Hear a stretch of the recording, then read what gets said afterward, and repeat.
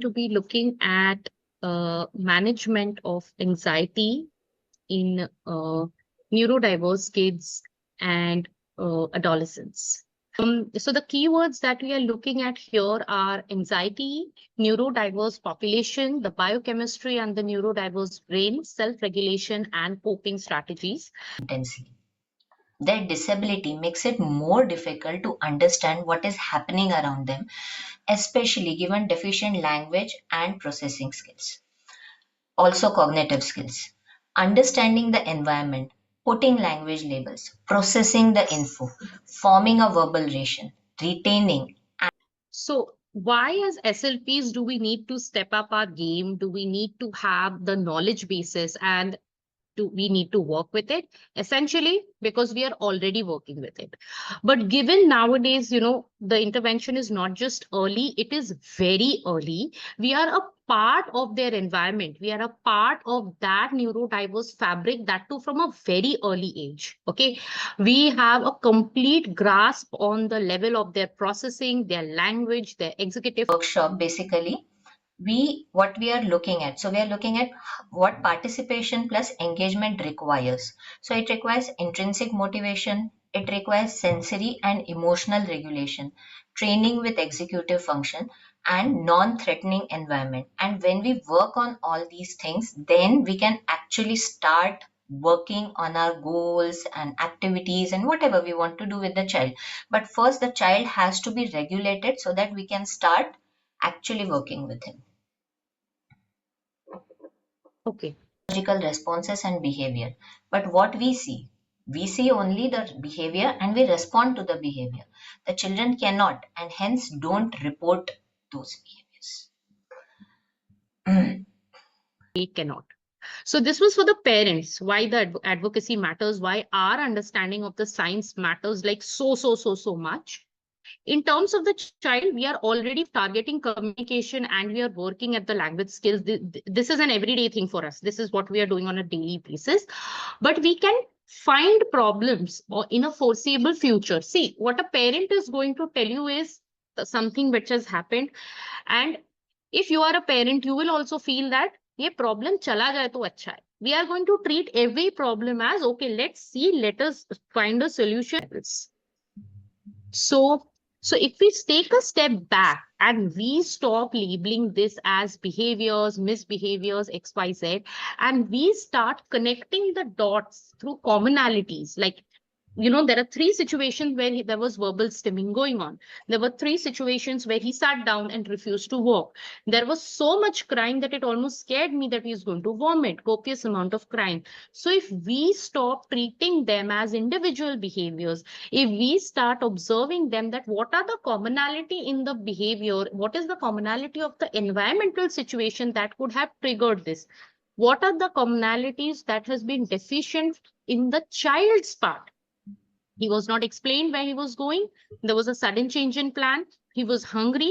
Even these are not communicated, right? So if we decide to take a lifespan approach to it, the picture dramatically changes. We stop treating it like a ABC, the antecedent behavior consequence approach, and we start digging much deeper ki, acha, ye to sirf ek manifestation tha. Let's go in, check out, let's dig out from the parent, let's look into the history and find out more things which could have lower than a peak which has not been worked on. The de-escalation is smoother and faster. You don't expect the line to come down hard like this. It does not come down like that. Okay, the de-escalation is smoother. It is a place where the child is actively participating to de-escalate the situation, to calm himself, to give the control of self-regulation to the child. Show you it is a very systematic review which looks at visual processing, auditory processing, tactile processing, proprioceptive processing, and everything of that sort. What I want you to tell you is now look where research has taken us, that in this, the gamma band activity, which is thought to represent the binding of the visual information, gives convergent evidence for a neurophysiological difference in AS face processing. Okay. Furthermore, the type of visual, again, this is about ADHD, basically. the enlarged hippocampus in children and adolescents with ADHD may represent a compensatory response to the presence of disturbances in perception of time, temporal processing, and stimulus seeking associated with ADHD.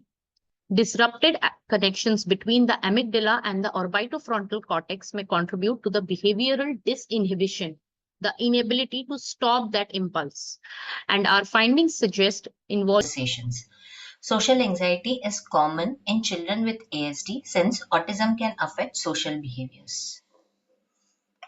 example of a social story which was made by the mom impromptu. It was done at the situation. I wanted to show you how powerful this is in solving the issue.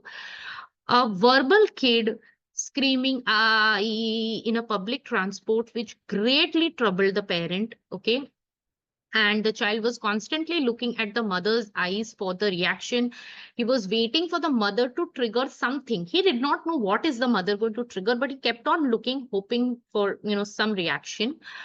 So this is how we panned it out for him after the there was an earlier discussion, but mostly the mother managed it by herself in that situation. That what she drew is that this issue, this screaming of I got Amma very angry, and Amma shouted no outing. She gave in to the bait. She gave in to the trigger, and she just said, I'm going to cancel all the outing. Child actually going through, or how he is not able to control his anxiety, and that's why he's displaying these behaviors.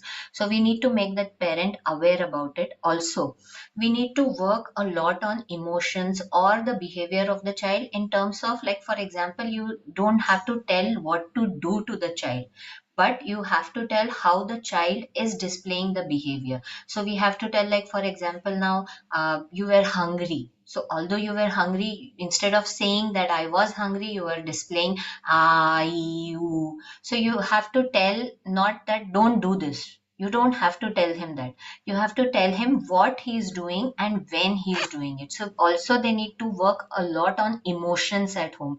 Maybe exaggerate a little bit emotion, in terms of, like, you did this, I was very happy about it. You did this, I did not like it. I'm upset about it. So you have to first do a lot of groundwork with the parent and the child, and explain it to the child, talk, communicate about it to the child as much as possible, so that the child also starts understanding, and this will slowly start developing his self regulation. So whatever strategies we are going to do, so these strategies again need to be communicated to the child. So exercises, counting 1 to 10, meditating, visualizing a relaxing scenario. So now this is more of a general guidance. We are soon getting into specifics. But some of these may be helpful and some may not be useful for our kids, like counting 1 to 10. But when we are counting 1 to 10, it helps us and not them, because then we can be thinking of different ways the situation could have taken shape, how my response could have been. And we are teaching them to communicate. We are showing them a communication board. The child is reaching for the chapati ka dabba on the kitchen platform. The child is opening the bag and taking the biscuit. We are teaching them, chalo, let's ask the parent, let's ask for permission. What we are not teaching them is, you are hungry and you are looking for food. If this is there, then the training comes. It is lunchtime.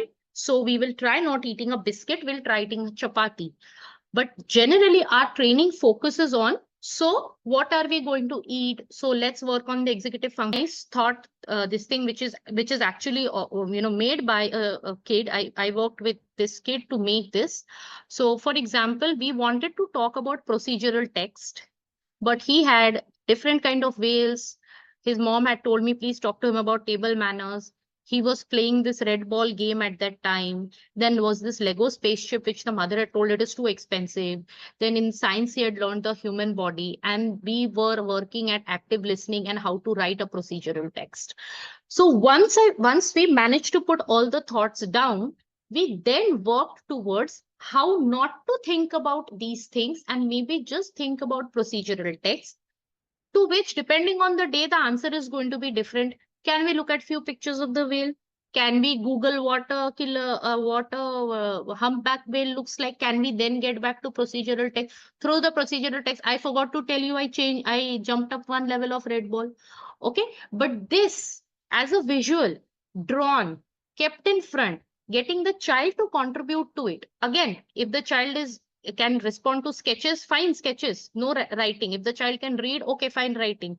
Can help the child in understanding, I have not lost control of my thoughts. They are not gone. She will acknowledge them. We are going to be working at it. This is all apart from scheduling. Scheduling is not going to help us with the stimming when we are trying to do an activity. Okay, scheduling is different. So again, this is another example of the thoughts page. This is laying the groundwork. As Gauri said, if I want something to later work out, maybe listening to a teacher in the classroom, this is the base work. This is the the groundwork that I am doing. That let's write down what all is going on in your head. And the point is not to suppress one thought because I want a compliance based activity.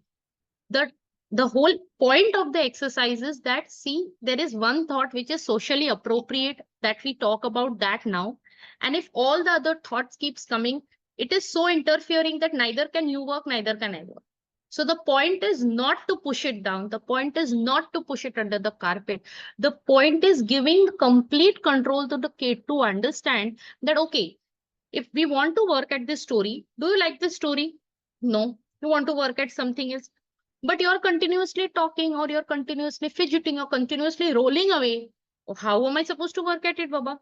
So this helps in that privatization of speech and internalization of thoughts. It helps in the basic dichotomy that you can have a lot of things in your head, but we choose to talk about one. Think of past experience. Let us pool in our information and let us see how we have reacted. And you put in your information also. So if you simulate situations and if you show exaggerated reactions to something that they feel is trivial, they are going to help you greatly. Arey, why did you do like that? Okay. Or, the child has got hurt. The child I was working with was laughing. We could not get the child to understand the seriousness of the situation. So we said your Oreo fell down. Okay, then it is like, oh, mama said that is dirty. And whether dirty or not, mama said we can't eat it. So the reaction was unnecessarily very big, unnecessary for us. We feel, arey, Oreo gir gaya, it is okay. But for the child, she has lost control of that situation when the biscuit fell down because you can't eat it further. So if you work with the kid by drawing out a lot of situations, we can do this. So which do you feel it was a big problem? How do you react? Okay, so mama reacted like this when she, thought she had lost her mobile. Then the kid ka reaction karve to main kaise khelu? It is a very big problem. So if you work at this, this is very customizable. It has to be customized depending on